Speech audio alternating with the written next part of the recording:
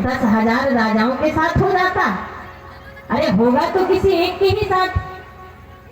इसलिए मैं 10,000 से भी नहीं टूटा, क्योंकि कथा की ये सार्थकता है। धनुष ने कहा तुम इकट्ठे हो लेकिन एक नहीं हो, और कथा का ये नियम है, कथा की ये सार्थकता है भैया। यहाँ आइए तो इकट्ठे होकर के, लेकिन जाइए एक होकर। एक ही मत होना चाहिए। बोले आप इकट्ठे तो हैं, एक नहीं है। अगर एक होते तो ये मूर्खता करते ही नहीं कि 10,000 इकट्ठे होकर के धनुष तोड़ने लगो। महाराज अब जब 10,000 राजाओं से नहीं टूटा, धनुष ने विचार किया, अरे इन राजाओं ने भी आपस में प्लान बना रखा है कि टूटेगा अगर इकट्ठा तो युद्ध करते करते करते करते कोई एक बचेगा और उसी के साथ किशोरी जी का विवाह हो जाएगा। धनुष कहता है ये आदि शक्ति जगत जननी माँ जगदम्बा मैया सीता का विवाह है, और मैं मैया सीता के विवाह में किसी की मृत्यु नहीं देख सकता, इसलिए मैं 10,000 से भी नहीं टूटा। महाराज जब 10,000 राजाओं से धनुष नहीं टूटा तो राजा जनक जी ने किसकी ओर देखा? लक्ष्मण जी की ओर। राजा जनक ने राम जी की ओर नहीं देखा भैया, लक्ष्मण जी की ओर देखा। लक्ष्मण जी की ओर इसलिए देखा क्योंकि राजा जनक जानते हैं अगर राम जी है मणि तो लक्ष्मण जी है फड़ी, और कोई मणि को जब छोड़ने का प्रयास करता है तो फड़ी उस पर डायरेक्ट अटैक कर देती है। वो कहते हैं अगर राम जी है झंडा तो लक्ष्मण जी है डंडा, और भैया झंडे को फहराने की आवश्यकता डंडे की पड़ती है कि नहीं पड़ती? कहते हैं अगर राम जी है ज्ञान तो लक्ष्मण जी है वैराग, और जब तक वैराग नहीं होगा तब तक ज्ञान अधूरा है। इसलिए राम जी की ओर नहीं देखा, लक्ष्मण जी की ओर देखा। और लक्ष्मण जी की ओर देखकर क्या कहते हैं कि अब जने को माथे भटमानी अबीर बिहीने मही में जानी, अब जने को माथे भटमानी बीर बिहीने मही में जानी, अब जने को माथे भटमानी बीर बिहीने मही में जानी, अब जने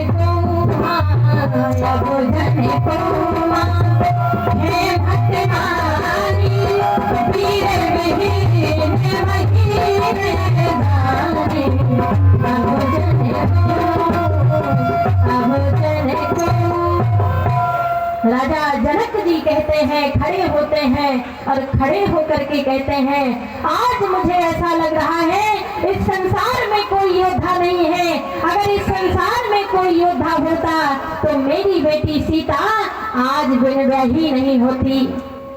अरे ये तो बड़ा दुर्भाग्य है, जहाँ एक नहीं दो नहीं 10,000 राजा बैठे हैं फिर भी कोई धनुष को नहीं तोड़ पाया है।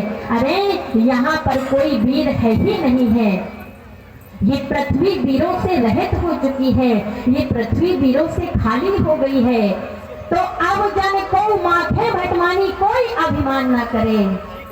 लक्ष्मण जी बैठे हैं और लक्ष्मण जी की ओर जब राजा जनक ने देखकर कहा कि इस पृथ्वी पर कोई वीर नहीं है, अब जन को माथे भटमानी। लक्ष्मण जी कहते हैं राजा जनक क्यों ना अभिमान करे, माथे लखन कुटिल भी भवन। लक्ष्मण जी की भौहें फड़फड़ाने लगी और महाराज उस स्थान पर खड़े हो जाते हैं। हे राजा जनक, शायद तुम भूल रहे हो कि इस सभा में मेरे बड़े भैया राम भी बैठे हैं। आपने कह दिया कि पृथ्वी वीरों से खाली हो चुकी है, ये पृथ्वी वीरों से रहित हो चुकी है, लेकिन आपको यह याद नहीं रहा कि इस सभा में सूर्यवंशी मेरे बड़े भैया श्री राम भी बैठे हैं। आपने ये वचन कैसे कहे? महाराज जनक जी मुस्कुराने लगे, अब हमारा काम हो जाएगा। क्यों? क्योंकि अगर कोई भी बड़ा से बड़ा कार्य होना है भैया तो तो पहले युवाओं को जागृत करना चाहिए। अगर युवाओं को जागृत नहीं किया तो वो काम बड़ा मुश्किल हो जाएगा। अब पता चला कोई कमेटी में 95 वर्ष के हैं, कोई 90 वर्ष के हैं, क्या वो दौड़ धूप कर लेंगे? नहीं कर पाएंगे। लेकिन अगर युवाओं को इकट्ठा कर लिया तो युवा के अंदर इतनी शक्ति होती है, इतना पावर होता है कि वो दौड़ करके उस कार्य को संपन्न करने का प्रयास करेंगे। पर याद रखना, युवाओं को जोश के जगाने के लिए उनमें होश का नियंत्रण करना बहुत आवश्यक है। आज राजा जनक भी कह रहे हैं कि अब लक्ष्मण जी खड़े हो गए हैं, इसका मतलब अब हमारा कार्य हो जाएगा। लक्ष्मण जी कहते हैं अपने बड़े भैया श्री राम से, हे भैया मैं इस धनुष की बात नहीं करता, लेकिन एक बात करता हूँ कि जो तुम्हार अनुशासन पाऊं तो कंदुक एवं ब्रह्मांड उठाओ। जो तुम्हार, अगर मैं आपका अनुशासन मुझे मिल जाए, आपका आदेश मिल जाए, तो हे बड़े भैया मैं इस धनुष की बात नहीं करता, मैं इस ब्रह्मांड को भी गेंद की तरह उठा सकता हूँ। अब जितने भी राजा बैठे थे, एक राजा दूसरे राजा से कहता है भैया अब धनुष को तो छोड़ो, अब तो ब्रह्मांड ही उठाने की बात होने लगी। दूसरा बोला हमारा क्या होगा? तीसरा बोला अरे जो सबका होगा सो वही हमारा होगा। चौथा बोला मैंने तो पहले ही कहा था कि घर चलो। पांचवा बोला अरे मूर्ख, तेरा घर ब्रह्मांड से अलग थोड़ी है, घर चला भी जाता तो क्या तेरा घर ब्रह्मांड से अलग है? अब इतने में लक्ष्मण जी कहते हैं कि सिर्फ ब्रह्मांड उठाने की बात नहीं करता कि कांचे घट जिमी दारा फोरी, मैं कच्चे घड़े के समान फोड़ दूंगा। अब राजाओं के मन में बड़ी शंका हुई, अरे सुनो अभी तक तो ये था कि उठाएंगे सो उठ जाएंगे और रखेंगे सो रख जाएंगे, लेकिन अभी तो ब्रह्मांड फूटने की बात हो रही है। अब अगर ब्रह्मांड को फोड़ दिया तो फिर क्या होगा? लक्ष्मण जी ने कहा लगता है थोड़ी बहुत मूर्ख नहीं हो, ज्यादा ही मूर्ख हो। अरे तुम जानते नहीं हो, पहली बात तो लक्ष्मण जी ने उपाधि किसकी दी कि काचे घट जिमी, कच्चे घड़े की उपाधि दी कि काचे घट जिम्मेदारों थोड़ी। अरे भैया कच्चे घड़े के समान फोड़ दूंगा, और जो कच्चा घड़ा होता है वो अगर मिट भी गया तो दोबारा उसको आकार दिया जा सकता है, दोबारा उसको मिटा करके दूसरा बर्तन बनाया जा सकता है। लेकिन अगर पका हुआ घड़ा फूट गया तो कितना भी महंगा फेविकोल ले आना, जुड़ने वाला नहीं है। बोले पहली बात मैंने कच्चे घड़े की उपाधि दी, और दूसरी बात कहते हो कि हमारा क्या होगा, तो जानते नहीं हो कि लवने में ब्रह्मांड निकाया। अरे मेरे बड़े भैया राम जिन्होंने ब्रह्मांड की रचना की है, ब्रह्मांड बनाने वाले हैं, ऐसे बड़े भैया राम मेरे बगल में बैठे हैं। अगर मैंने कोई कार्य बिगाड़ भी दिया तो उसको सुधारने के लिए मेरे बड़े भैया राम बैठे हैं। महाराज अब लक्ष्मण जी क्रोधित हो रहे हैं, लेकिन अब विश्वामित्र जी देख रहे हैं और मन में विचार कर रहे हैं। राम जी की ओर इशारा किया और क्या कहा, विश्वामित्र समय शुभ जानी, अब ये सही समय आ गया, जाओ राम। क्या कह रहे हैं कि उठाहु राम भंजहु भव चापा, अमेटहु तातो जनक परितापा। उठाहु राम, हे राम अब जाओ जाकर के तुम उठ करके इस धनुष का खंडन करो, इस धनुष को तोड़ो, क्योंकि राजा जनक के मन में जो परिताप है, जो संदेह है, जो पीड़ा है, उस पीड़ा को दूर करो। तो उठहु राम भंजन भव चापा, अमेटहु तात जनक परितापा। अरे जनक जी के परिताप को मिटाइए, जनक जी के मन की पीड़ा को दूर करिए, जाओ राम उठ जाओ। राम जी खड़े हुए जब राम जी खड़े हुए, मैया सीता बैठी है और मैया सीता क्या कह रही है, हे भोले बाबा आप जाकर के इस धनुष पर बैठ जाइए। भोले बाबा ने कहा, सीता अरे आप हमारी मैया है, हम आपको माता स्वरूप मानते हैं, लेकिन एक गड़बड़ी है, जहर पीने का एक्सपीरियंस तो हमें है पर धनुष तोड़ने का नहीं है। अब तुम कहो धनुष तोड़ दें। अब क्या कह रही है मैया सीता कि हे मैया गौरा आप ही कुछ करिए। महाराज पार्वती जी भी कहती हैं कि मैं क्या कर सकती हूँ, इतना कह सकती हूँ कि मिल जाए ही राजो मिले ही सोबर, सहज सुंदर सावरो, करुणा निधान सुजान शील स्नेह जानत रावरो। हे सीता जो तुम्हारे मन में है तुम्हारा विवाह उसी के साथ हो। अब मैया सीता कहती है अब किस देवता का आवाहन करूं। मैया सीता बैठी है और क्या कह रही है, हे प्रथम पूज्य गजानन आप ही आइए और आकर के उस धनुष पर बैठ जाइए। गणेश जी कहते हैं, अरे बेटा सीता आप जानती हैं आप किसे बैठने को कह रही है। एक तो पहली बात धनुष भारी और दूसरी बात हम भारी, और भारी हो जाएगा क्योंकि लोग तो हमें वैसे भी लंबोदरम कहते हैं, हमारा पेट तो कितना बड़ा है। मैया सीता कहती है, हे गजानन आप प्रथम पूज्य देवता हैं, अरे आप कहते हैं कि आप में वजन ज्यादा है, आप भारी ज्यादा है, लेकिन आप मुझे एक बात का जवाब दे दीजिए कि आपकी सवारी कौन करता है। एक छोटा सा चूहा, अरे जिसकी सवारी एक छोटा सा चूहा कर सकता है, अगर वो धनुष पर विराजमान हो जाए तो मेरे प्रभु श्री राम इस धनुष का खंडन कैसे नहीं कर सकते। महाराज प्रथम पूज्य गजानन कहते हैं कि मैंने तो सोचा था कि आप इस तरह की बात नहीं करेंगी, लेकिन आप नहीं जानती हैं ये तो त्रैलोकीनाथ है, ये तो भगवान है। मैया सीता कहती है मैं जानती हूँ, लेकिन प्रक्रिया यही है कि जब तक धनुष नहीं टूटेगा तब तक मेरा विवाह इनके साथ नहीं होगा, इसलिए धनुष को तो टूटना ही पड़ेगा। महाराज अब राम जी आगे चल रहे हैं, तो राम जी जब आगे गए तो गुरु ही प्रणाम मन ही मन कीना। फर्क इतना है कि जो अन्य राजा बैठे थे पहले घमंड में ऐठ करके खड़े हुए, लेकिन धन्य है हमारे प्रभु श्री राम, मर्यादा पुरुषोत्तम श्री राम जो सर्वप्रथम अपने गुरु जी के चरणों में प्रणाम करते हैं और मन ही मन कहते हैं, गुरुदेव मैं आपको प्रणाम करता हूँ, आप आशीर्वाद दीजिए कि आपका ये दास, आपका ये शिष्य इस धनुष का खंडन कर सके, क्योंकि मैं तो निमित्त मात्र हूँ और इस कार्य को कराने वाले तो आप हैं, इसलिए आप आशीर्वाद दीजिए। महाराज जैसे ही राम जी उस धनुष के पास पहुंचे, तो जब धनुष के पास पहुंचे धनुष से मन ही मन प्रणाम किया, मानो राम जी धनुष से पूछ रहे हैं कि हे धनुष तुम ये बताओ तुमको कौन सी गति चाहिए, तुमको कहाँ स्थान चाहिए।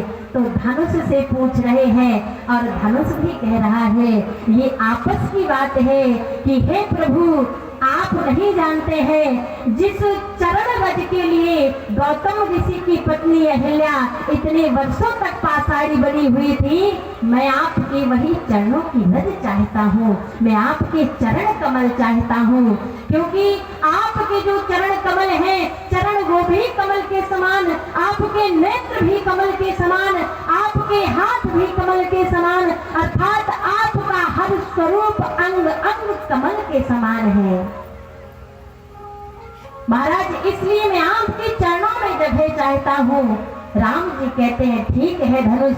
तो गोस्वामी तुलसीदास जी महाराज लिखते हैं कि ले तो चढ़ावत है चाहते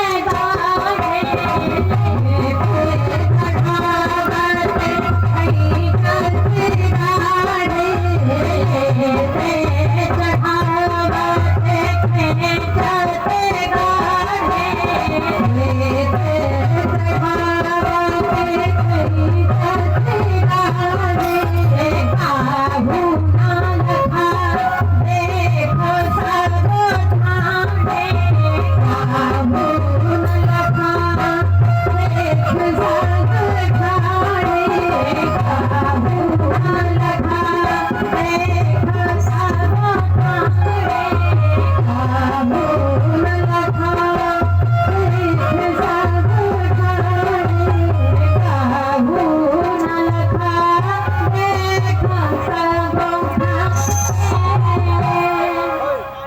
तो चढ़ावत खेचत गाढ़े काहू न लखा देख सब ठाढ़े। महाराज धनुष को उठाया, प्रत्यंचा चढ़ाई, लेत चढ़ावत खेचत गाढ़े काहू न लखा देख सब ठाढ़े। महाराज किसी ने भी नहीं देखा कि धनुष कब टूट गया और धनुष कब टूट करके श्री राम जी के चरणों पर चला गया। महाराज ये राजा आपस में विचार करते रहे, देखते रहे। और जब राम जी ने धनुष का खंडन किया, किसी ने धनुष से प्रश्न किया कि वो धनुष आज तुमको कष्ट नहीं हुआ है? धनुष ने कहा किस बात का कष्ट? बोले अभी तक तुम जुड़े हुए थे और आज तुम तोड़ दिए गए हो। अरे किसी भी इंसान, कोई भी इंसान अच्छा खासा हो, उसका हाथ तोड़ दिया जाए, पैर तोड़ दिया जाए तो उसको कष्ट होगा। अरे तुम अभी तक जुड़े थे, आज तोड़ दिए गए हो तो इसका मतलब कि तुमको कष्ट हुआ होगा। धनुष ने जवाब दिया, अरे कष्ट तो उसे होता है जो किसी को तोड़ने के लिए टूटता है। आज मुझे कष्ट नहीं है, मैं प्रसन्न हूँ क्योंकि मैं किसी को तोड़ने के लिए नहीं, अपने जगत पिता जगदीश्वर जगदाधार परम ब्रह्म परमात्मा मर्यादा पुरुषोत्तम श्री राम और जगत जननी मैया जगदम्बा आदि शक्ति मैया किशोरी जी को जोड़ने के लिए टूटा हूँ। तो आज मुझे कष्ट नहीं है, आज मैं बड़ा प्रसन्न हूँ, इसलिए आज मैं बड़ा प्रसन्न हूँ। सब लोग कहते हैं वाह धनुष। जब धनुष टूट गया, जब धनुष टूट गया, सब लोग तालियों की सेवा करने लगे। आप लोग भी भैया तालियों की सेवा करिए, पैसे थोड़ी लगते हैं, ताली बजाने में पैसे नहीं लगते हैं, ये आनंद का विषय होता है। तो जब धनुष का खंडन हो गया, राजा जनक भी प्रसन्न हो गए और मैया सुनैना भी प्रसन्न हो गई। और जब प्रसन्न हो गई, किशोरी जी को वरमाला दिया गया, इधर राम जी को वरमाला दिया गया। और जब किशोरी जी आगे जा रही हैं तो क्या कह रही है? प्रेम और भाव से सखियां गा रही हैं कि झुको जइयो तनक रघुवीर, लाली मोती छोटी सी झुको जइयो तनक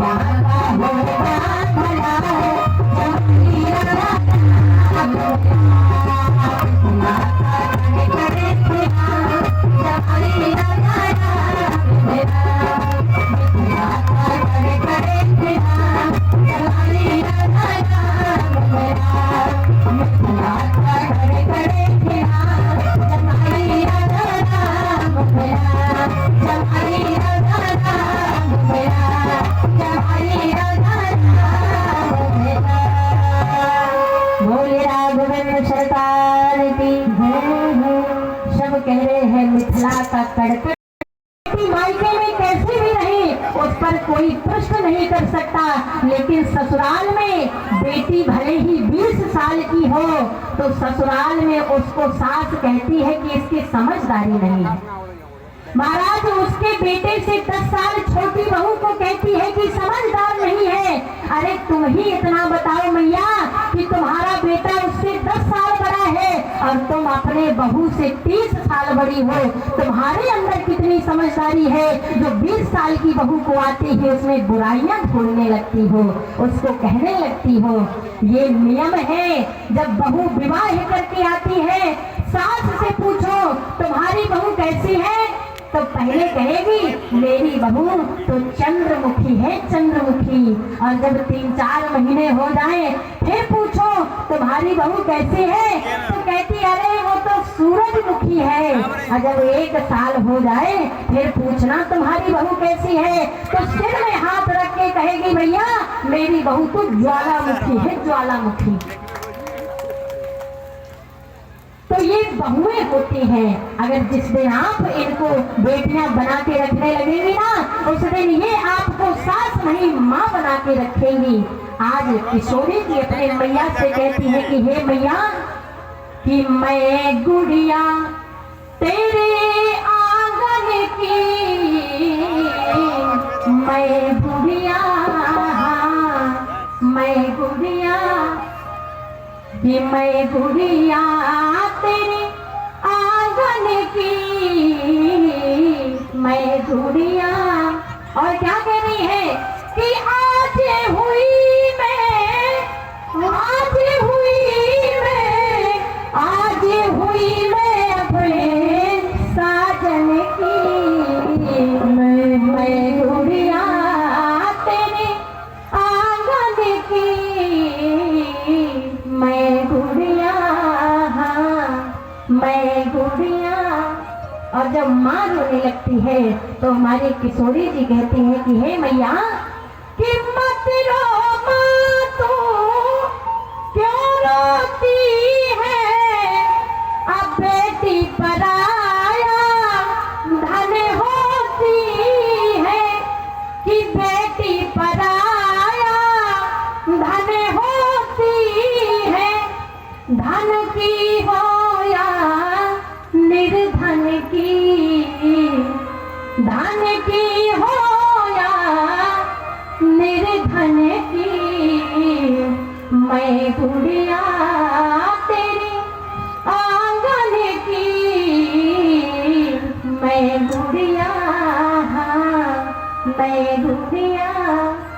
और पिता के पास जाती है, पिता से कहती है हे पिता कि बाबुल माँ का धीरे बंधाओ, रो रो करे ना मुझे को रुलाओ, रो रो करे ना मुझे को रुलाओ, तुम्हें कसम मेरे आंसुअन की, तुम्हें कसम मेरे आंसुअन की, मैं गुड़िया तेरे आंगन की, मैं गुड़िया, मैं गुड़िया। तो माँ क्या कहती है बेटी कि ससुर पिता है, सास तेरी माता, छोटा देवर है लघु भ्राता, छोटा देवर है लघु भ्राता, ननद सहेली बचपन की, ननद सहेली बचपन की, मैं गुड़िया तेरी आंगन की, मैं गुड़िया। कहती है हे बेटी अगर कभी पिता की याद आए तो याद रखना ससुर ही तेरे पिता है, अगर कभी माँ की याद आए तो याद रखना सास ही तेरी माता है, अगर कभी भाई की याद आए तो देवर ही तेरा भाई है, और जब सहेलियों की याद आए तो समझ लेना कि ननद ही तुम्हारी सहेली है। और इन्हीं को सब कुछ मान करके आप वहाँ ससुराल में रहना। महाराज और सखियां आती हैं, कहती हैं कि मत रो बहना आंसू बहा के, इतने सुंदर सजना पाके, प्रतिमा कंगा कुंदन की, मैं गुड़िया तेरे आंगन की। महाराज भाई आता है और जब भाई रोने लगता है तो क्या कहता है भाई कि याद रखना कि मैं तुम्हारा भाई हूँ और तुम मेरे लिए हमेशा आते रहना। तो बहन क्या कहती है कि मैं तो तेरी बहन हूँ भैया, अब तुम बन आना कृष्ण कन्हैया, तुम बन आना कृष्ण कन्हैया। और भाई क्या कहता है कि देना दुनिया मुझको रहना, भिजवा देना तो भागे बहना, ऋतु आए जब सावन की, ऋतु आए जब सावन की, मैं गुड़िया तेरी आंगन की, मैं गुड़िया, मैं गुड़िया